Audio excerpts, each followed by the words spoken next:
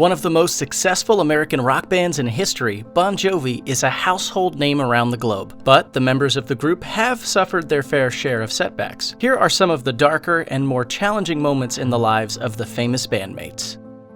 According to Rolling Stone, when Bon Jovi taped its 2007 episode of Unplugged, there were rumors flying around the set that guitarist Richie Sambora was too drunk to play.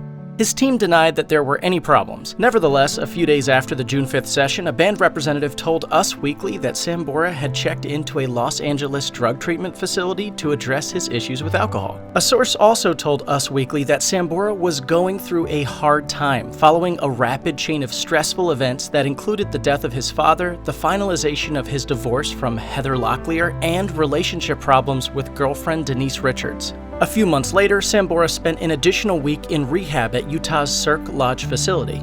Addiction recovery is a journey, and sometimes that road is rocky. In March 2008, while driving in California, Sambora was pulled over for weaving across lanes. After failing field sobriety tests, he was arrested, booked, and released about 5 hours later. The guitarist faced as many as 6 months in prison. He ultimately pleaded no contest to a charge of drunk driving and received probation, charged fines, and ordered to take an alcohol education class. In 2011, Sambora decided to admit himself to a drug treatment center once again to seek help. Sambora explained to Extra that his 14-year-old daughter motivated him to stop drinking when she told him to clean up his act. We were going through it as a family together. You know what I mean? Yeah. So it was like her saying that to me, and that kind of was like, okay, that's it. Yeah. That was it, man.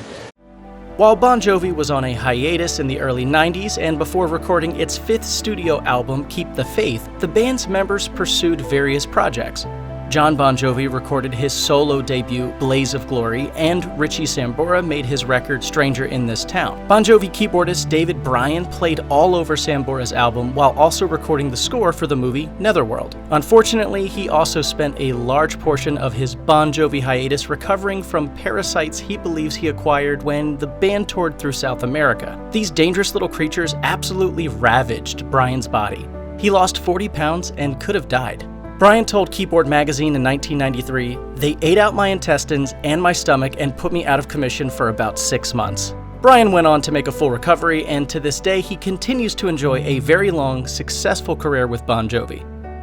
In 1989, John Bon Jovi married Dorothea Hurley, his longtime love who he met in high school. They've raised 4 kids together, starting off with his eldest daughter, Stephanie. Sadly, the family has had some ups and downs. In November 2012, police and paramedics were summoned to a dormitory at Hamilton College in upstate New York in response to a call that Stephanie was unresponsive, possibly due to a drug overdose.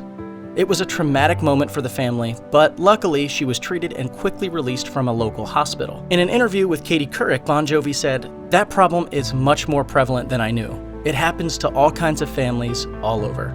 He added that Stephanie was doing great and gave a positive update on the situation. You know, I'm just blessed that she's healthy and whole, and we're getting through it. We've got it. That's good. Despite being the drummer in an incredibly successful band for nearly 40 years, Tico Torres has kept his personal life relatively quiet. It wasn't until 2009 with the Bon Jovi documentary, When We Were Beautiful, that he opened up about his struggles with addiction. He explained in the documentary, "I was killing myself with drinking years ago. I was the kind of person who wouldn't drink for months and then just load off 2 bottles. His bandmate, John Bon Jovi, confirmed it. He had a lot of demons. He was a really bad drunk. He'd get in a lot of trouble with a lot of people. As of the making of that documentary, Torres considered himself a sober, recovering alcoholic. After 30 years with the band, guitarist Richie Sambora abruptly quit Bon Jovi in 2013. Sambora said that there was no bad blood between him and his bandmates, and he had made the decision quickly between legs of a tour. He elaborated on the Today Show Australia. I just started spending time with my kid between legs, and my spirit wouldn't pull myself out of the door. I just needed to be home. Sambora's sudden departure blindsided the other members of the band. According to The Mirror, John Bon Jovi said, "Everything was great and we were just coming off of a break, but he never came back to work again. It was a shock." A couple years after the split with Sambora, Bon Jovi released Burning Bridges, the band's final album on Mercury Records. That title was a not-so-thinly veiled announcement that Bon Jovi was frustrated and ready to break free from Mercury. Losing Sambora and leaving his record label left John Bon Jovi in a very low place that lasted for years. He told The Mirror, "There was a lot of darkness, really. I was going through a difficult period and it felt like the weight of the world was on my shoulders. Bon Jovi worked hard to make it big, and the band finally did when back-to-back singles You Give Love a Bad Name and Livin On A Prayer from the 1986 album Slippery When Wet topped the Billboard Hot 100 singles chart.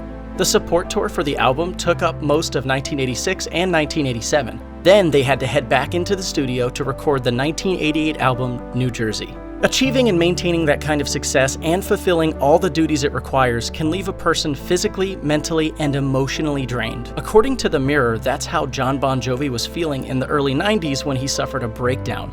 In fact, those feelings were so awful and strong that he almost made a devastating decision. While on his way to see a psychologist, Bon Jovi was driving along the Pacific Coast Highway in California, and he considered jumping out of the moving car and ending it all. Fortunately for everyone, that didn't happen, and he went on to create decades of great music, be inducted into the Rock and Roll Hall of Fame, and consistently inspire his fans all around the world. If you or anyone you know is having suicidal thoughts, please call or chat online with the National Suicide Prevention Lifeline at 1-800-273-TALK.